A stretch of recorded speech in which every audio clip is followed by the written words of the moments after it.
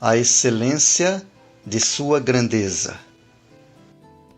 Algumas das passagens que têm fornecido o pano de fundo para as nossas meditações referem-se mais definitivamente à excelência e à sobreexcelente grandeza do Senhor Jesus. Uma passagem de tremenda implicação é aquela que veio dos seus próprios lábios. Ninguém conhece o Filho a não ser o Pai. Esta é uma declaração, em outras palavras, que somente o Pai sabe quem e o que é o Filho. Somente o Pai conhece tudo o que o Filho significa. Somado a isto, temos a profunda declaração do apóstolo Paulo: aprove a Deus revelar seu Filho em mim.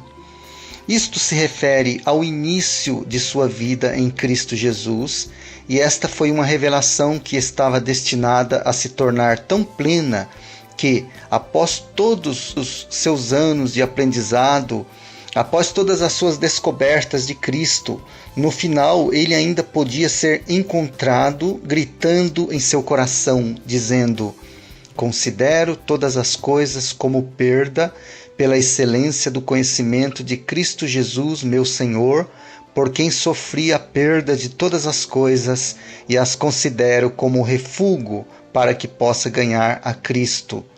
Filipenses, capítulo 3, versículo 8. Isto indica claramente que, mesmo no final de sua carreira, o apóstolo reconhecia haver ainda mais conhecimento de Cristo disponível a ele, conhecimento este que estava além de tudo aquilo que ele já tinha alcançado, e tal conhecimento era mais precioso e mais importante que todas as outras coisas. Muitas vezes cantamos em um dos nossos hinos: fale de sua excelente grandeza. Eis que um maior que Salomão está aqui. Nossa dificuldade sempre será a de compreender, captar, trazer esta excelente grandeza, esta transcendente plenitude para dentro do compasso da nossa vida e da experiência diária. Porém, é necessário que isto ocorra para que a nossa aproximação a esta plenitude aconteça de tal maneira que nos traga um valor imediato, pois toda esta vasta gama de poder e plenitude, embora esteja tão distante da nossa compreensão, contudo, é para o nosso bem, para o benefício presente. Existem algumas características na grandeza de Salomão que prenunciam a grandeza do Senhor Jesus, uma grandeza que, como dissemos, é para o nosso benefício presente. Domínio supremo. Destacamos que, a respeito de Salomão, é dito que ele era rei sobre todo o Israel e que tinha domínio sobre toda a região além rio. Porém, alguém que é maior que Salomão está aqui. A primeira característica, então, é o seu domínio, seu senhorio supremo, seu reinado, sua soberania. Isto é de um valor prático tremendo. A soberania operou, como vimos, em 2 reinos. Salomão era rei sobre todo o Israel, mas o seu domínio alcançava toda a região além do rio. Estas afirmações sugerem que o Senhor Jesus não é rei apenas dentro do âmbito daqueles que o reconhecem como Senhor, mas que, apesar do que possa parecer, ele é rei num sentido muito mais amplo.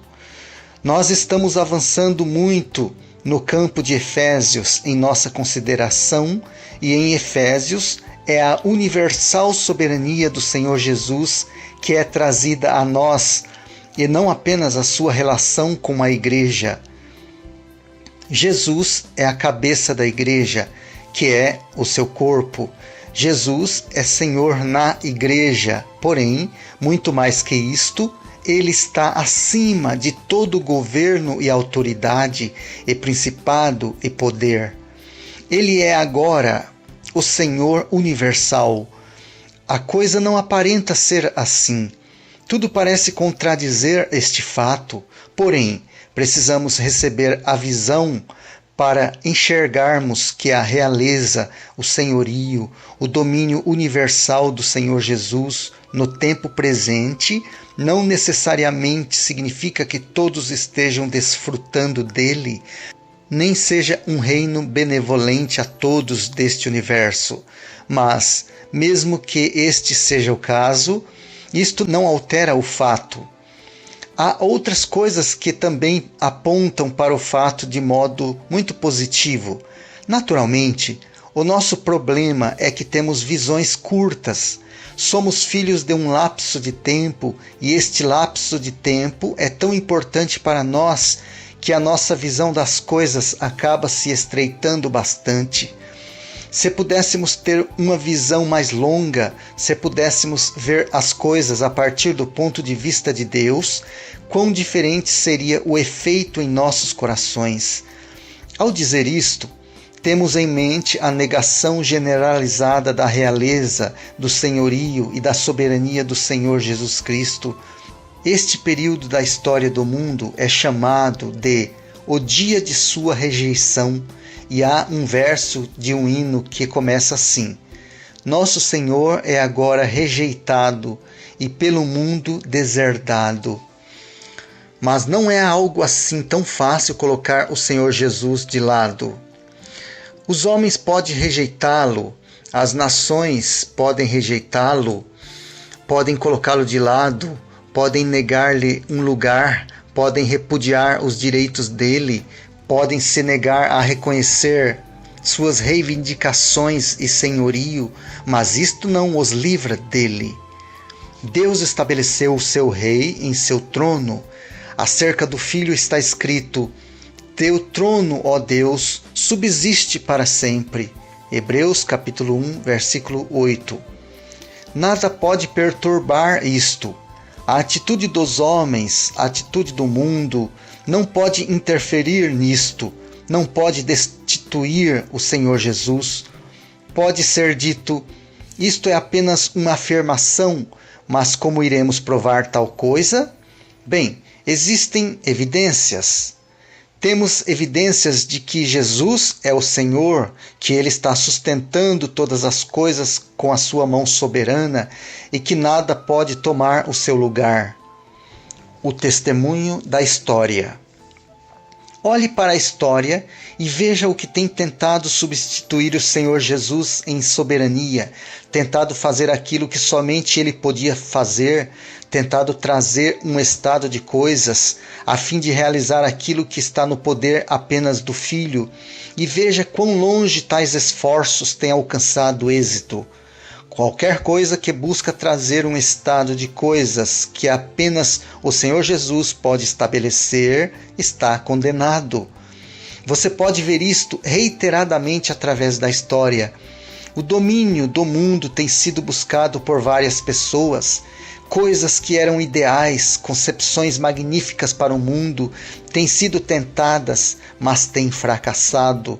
Reinos e impérios, déspotas, ditadores, monarcas, se elevaram a alturas tremendas. Alguns deles tiveram grande influência, mas o império quebrou e passou, o reino ruiu. Assim, você tem estas coisas vindo e indo o tempo todo através da história. E perceba, a questão toda está relacionada ao Senhor Jesus. Leia o livro de Daniel novamente e você irá discernir o reino onde estamos nos movendo. Lá você tem a revelação profética dos impérios do mundo: Babilônia, o império dos medos persas, os gregos e então o grande império romano. Todos eles passam em revista e desaparecem. A lição do livro de Daniel é a seguinte: que existe uma pessoa que por Deus foi ungido como Senhor universal e ninguém pode tomar o seu lugar. Alguns podem percorrer um longo caminho, mas jamais poderão conquistar este lugar e assim devem desaparecer. Podemos ainda ver grandes poderes surgirem, grandes faixas de terras sob determinada influência, mas tudo isto passará. A questão é mantida nas mãos do Senhor Jesus. Todo este esforço está fadado, desde o seu nascimento, a ir até certo ponto e então desaparecer. Somente o Senhor Jesus pode ter domínio mundial. Somente Ele pode trazer paz universal. Somente Ele pode trazer prosperidade a todas as nações. Isto está reservado somente a Ele e ao seu reinado. Até lá haverá oscilações e variações nas riquezas do mundo e tudo isto vai passar. Esta passagem, este colapso, esta confusão, este impasse, é tudo porque o curso das coisas está nas mãos do Senhor e Ele está atraindo tudo para si mesmo. Ele é Rei, Ele é Senhor. É algo tremendo reconhecer que o próprio curso das nações, a própria história deste mundo é mantida nas mãos do Senhor Jesus para o seu próprio fim destinado. Deus tem estabelecido para sempre o seu Filho como o único a ser o pleno, completo e último Senhor deste universo, Rei dos reis e Senhor dos senhores, com um reino e influência beneficente sobre toda a terra. A paz e a prosperidade estão restritos ao Senhor Jesus e Ele controla o destino das nações. Os homens podem tentar exercer este controle e podem percorrer um longo caminho, podem usurpar o lugar que pertence somente a Jesus, mas o fim já está previsto. Aquele que há de vir, virá, e o seu reino não terá fim. Seu reino começou no céu. O Senhor já está investido nele e o mantém em suas mãos. É desta maneira que devemos ler a história. É assim que devemos ler os jornais diários. É desta maneira que seremos salvos da opressão maligna e do desespero que campeia em nossos corações quando observamos o estado em que se encontram as coisas neste mundo. Tudo está sendo conduzido por Cristo para um determinado fim. O significado é que nada pode tomar o lugar do Senhor Jesus. Você pode aplicar isto de várias formas e em diferentes direções. Isto explica a história da chamada igreja, a história da cristandade. Por que é que aquilo que professa ser de Cristo, mas na verdade não o é, quebra, fracassa continuamente ao longo da história? Simplesmente porque se trata de algo que está tentando assumir o lugar de Cristo, mas que não é de Cristo. Por isto, fracasso é o que está determinado a ele desde o princípio. Tudo que não é de Cristo irá fracassar e realmente fracassa. Ainda que algo possa começar com Cristo e evidenciar uma medida de Cristo, porém, imediatamente após se desviar dele, tornando-se algo humano, seu fim fica à vista. Esta é a explicação para as coisas que Deus levantou para o seu Filho, coisas que eram puras e verdadeiras, mas que devido à bênção que sobre elas repousou, os homens acabaram assumindo o controle delas. Sempre que isto acontece, o fim de tais coisas é revelado, isto é, como força espiritual. Por que é assim? Porque a coisa se desviou de Cristo e nada pode tomar o lugar dele. Oh, quão importante é permanecer completamente em Cristo, em conformidade com Cristo, sob o governo do Espírito Santo. Ele opera a sua soberania contra o sucesso, contra a prosperidade e contra o final triunfante de tudo o que não pertence a Ele mesmo. E, se quisermos que a soberania do Senhor esteja do nosso lado, então devemos estar completamente do lado do Senhor Jesus. Do contrário, esta soberania irá operar contra nós. A confusão, o problema e o desespero do mundo é uma clara evidência de que Jesus é o Senhor, porque é um mundo que está tentando prosseguir sem Ele, mas não consegue. Não. Ele diz que isto não pode ser feito. Ele diz: eu sou essencial, sou indispensável. Se você quiser obter as coisas de outra maneira, então precisa aprender que sem mim nada é possível. Poderíamos gastar todo o nosso tempo considerando o reino e o domínio de Salomão. Ele era rei sobre todo Israel e tinha domínio sobre toda a terra do além-rio. Mas temos que passar a considerar outra característica na qual Salomão prenuncia a excelência do Senhor Jesus: a fartura da mesa de Salomão.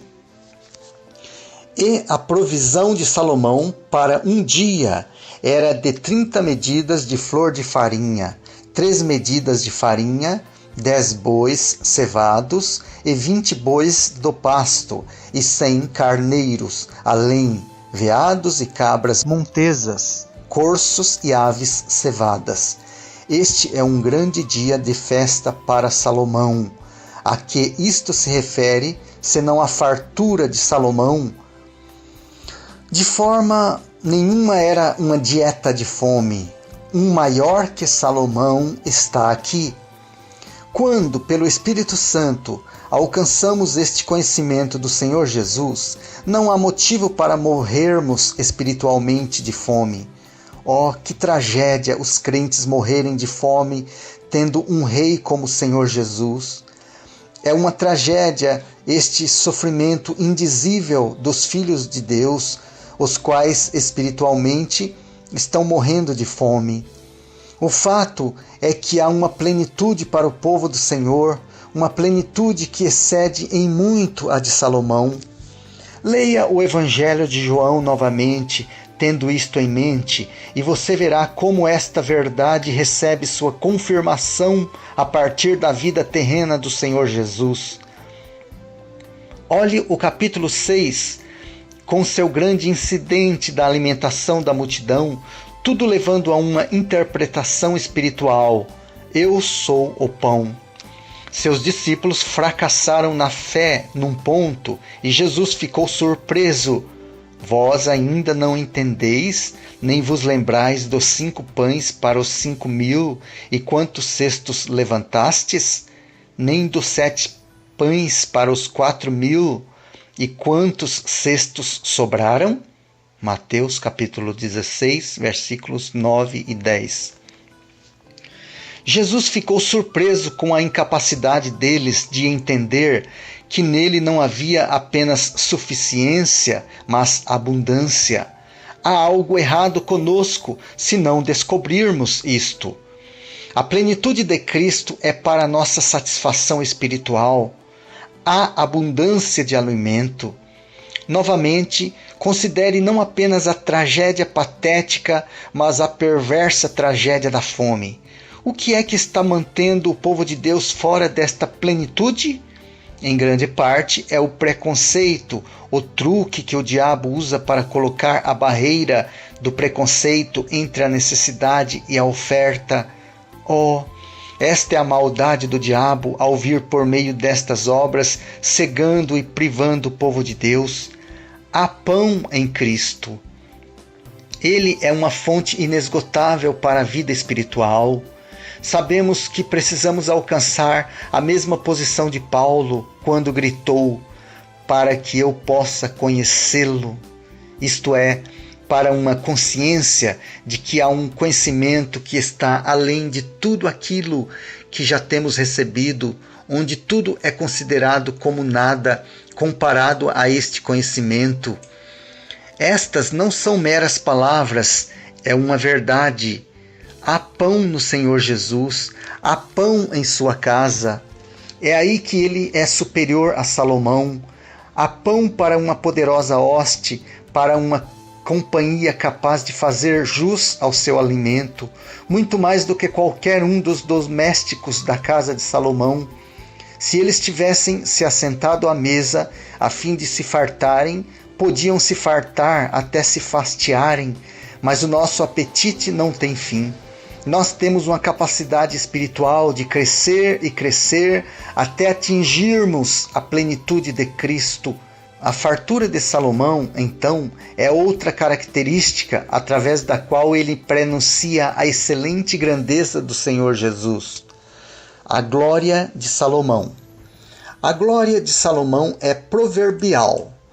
Até mesmo o Senhor Jesus falou dela como sendo assim: olhai os lírios do campo, como crescem, não trabalham, nem fiam. Contudo, eu vos digo que nem mesmo Salomão, em sua glória, e eles conheciam qual era a glória de Salomão, se vestiu como qualquer deles. Mateus, capítulo 6, versículos 28 e 29. Mas o que era Salomão em sua glória comparado ao Senhor Jesus? Qual é a glória do Senhor Jesus? Inclusivamente, ela é a revelação da plenitude de Deus, a glória de Deus na face de Cristo. Isto pode não soar muito prático, mas vamos destacar que a glória de Salomão estava intimamente associada à sua sabedoria. Sua sabedoria indicava a natureza da sua glória. Havia algo além da glória. Esta glória não era um mero enfeite, mas era o fruto de uma grande sabedoria que Deus havia lhe dado. Foi a sabedoria de Salomão que proporcionou sua glória e fama. O que pode ser dito acerca de sua sabedoria? Ele escreveu 3.000 provérbios, escreveu muitas canções, falou de árvores, animais, pássaros, répteis e peixes. Como ele falou destas coisas? Ele investiu tudo na criação como tendo um significado. Se ele fala de árvores, ele irá dar a você um segredo, um significado a elas. Do cedro do Líbano, árvores na palavra de Deus têm um significado. Ao isopo, que brota da parede. Sabemos do que o isopo fala quando o encontramos pela primeira vez em Êxodo e Levítico. Sabemos o que os cedros do Líbano representam, e todas as árvores entre estas duas igualmente têm um significado. Salomão deu o significado secreto, o significado divino. Então, ele falou de animais, e nós sabemos que a Bíblia fala de muitos animais, e todos eles têm um significado. Ele também falou das aves, dos répteis e dos peixes. Ele revelou os segredos da criação e investiu tudo na criação com um profundo significado. Ser capaz de fazer tudo isto é uma prova de que não se trata de sabedoria comum. Em que o Senhor Jesus é superior? Bem, afinal de contas, a sabedoria de Salomão era apenas uma sabedoria poética naqueles campos do conhecimento. Já o Senhor Jesus possui uma sabedoria prática, no sentido de que tudo é direcionado por ele em relação ao seu propósito, de modo a servir este propósito. Que possamos ver e crer nisto em todos os momentos em nossa experiência. Tantas coisas acontecem em nossas vidas. Que diversidade, que gama, quão misteriosas algumas coisas parecem ser. Quão estranho é que o próprio povo do Senhor tenha tantas experiências, tanto em número como em variedade, mais do que quaisquer outras pessoas. Parece que quase tudo que pode acontecer a uma pessoa acontece ao crente. Você se pergunta algumas vezes se alguma coisa mais é possível. Será que já não esgotamos todo o estoque de experiências possíveis? É assim que nos questionamos. Não existe absolutamente nada na vida de um filho de Deus que não esteja controlado e governado por um significado mais profundo em relação ao propósito do Senhor. Recordamos a declaração de Paulo: e sabemos que todas as coisas cooperam para o bem daqueles que amam a Deus, daqueles que são chamados segundo o seu propósito. Romanos capítulo 8, versículo 28. Uma tradução mais acurada é: Deus opera em todas as coisas para o bem. Deus dá a tudo um significado para aqueles que o amam e que são chamados conforme o seu propósito. A sabedoria de Deus lança mão de todas as coisas, dando a elas um valor. Pode ser que somente a eternidade irá revelar a nós o valor de algumas delas, mas precisamos crer que, na medida em que as nossas vidas estejam completamente debaixo do governo de Deus. Não existe nada sem significado, nada que não tenha valor. Sua sabedoria governa todas as coisas. É quando chegamos a perceber, aceitar e crer nisto é que encontramos descanso para os nossos corações, vendo-nos num caminho de ganho e não de perda. Quando nos revoltamos contra as coisas, então estamos roubando algo de nós mesmos. Mas quando nos alinhamos ao Senhor em relação às coisas que nos acontecem, primeiro descansamos nossos corações e então a disciplina produz algo de valor. É ganho, não perda. É algo bom, não mal. Isto é sabedoria. Isto é melhor do que ter muitos poemas. É algo prático. Alguém maior do que Salomão está aqui. Esta é a glória do Senhor Jesus. Como sua sabedoria opera para a sua glória? Você e eu passamos por uma experiência dolorosa, misteriosa, não vemos nada de bom nela, somente conseguimos enxergar o mal.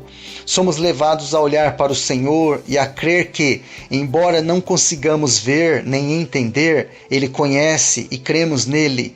Passamos pela prova e os nossos olhos são iluminados acerca do propósito da coisa e nós o adoramos. Oh, jamais poderíamos enxergar que tal coisa poderia produzir isto. Jamais imaginávamos que disto pudesse resultar tal valor. Aquilo que parecia ser a nossa ruína é justamente o que nos trouxe para a plenitude do Senhor.